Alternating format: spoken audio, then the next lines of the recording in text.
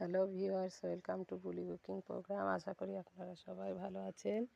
এই দেখুন, আজকে আমি বাড়ির থেকেই একটু কুমড়ো শাক তুলে নেব। এই কুমড়ো শাক, আজকে আমি কুমড়ো শাকের রেসিপি করব।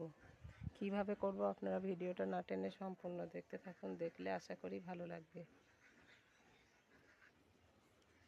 এই দেখুন, প্রথমে আমি এই কুমড়ো শাকের ডগা কেটে নেব এখান থেকে।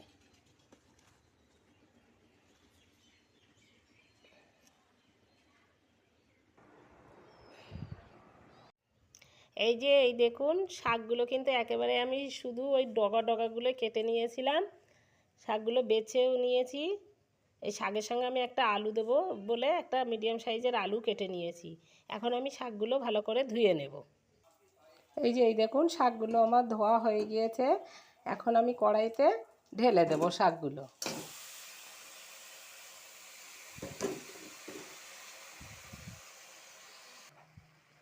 এখন আমি এই যে শাকে পরিমাণ মতো লবণ,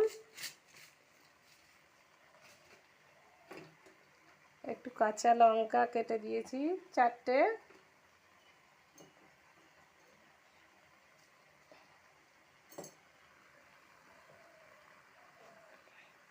আর এই যে পরিমাণ মতো হলুদ।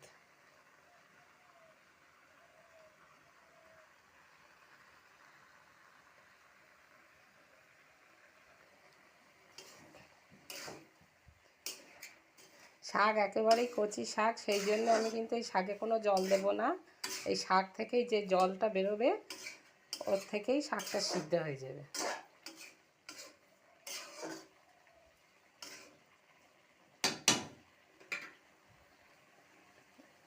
আর এই যে একটু পেঁয়াজ দিয়ে দিলাম, দিয়ে এখন আমি ঢাকনা দিয়ে ঢেকে কিছুক্ষণের জন্য রেখে দেব।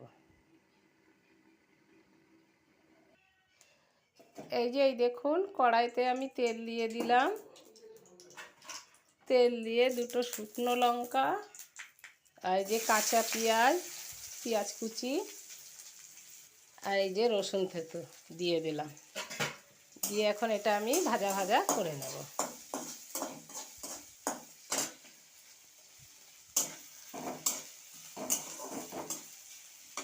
আর এই যে এইদিকে শাকটাও আমার সিদ্ধ হয়ে গিয়েছে।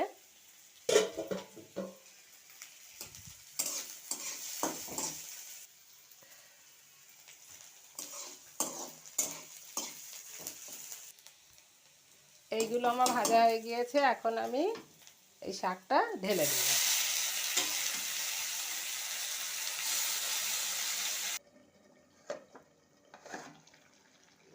ব্যাস, এই যে হয়ে গিয়েছে আমার কুমড়ো শাক আলু দিয়ে।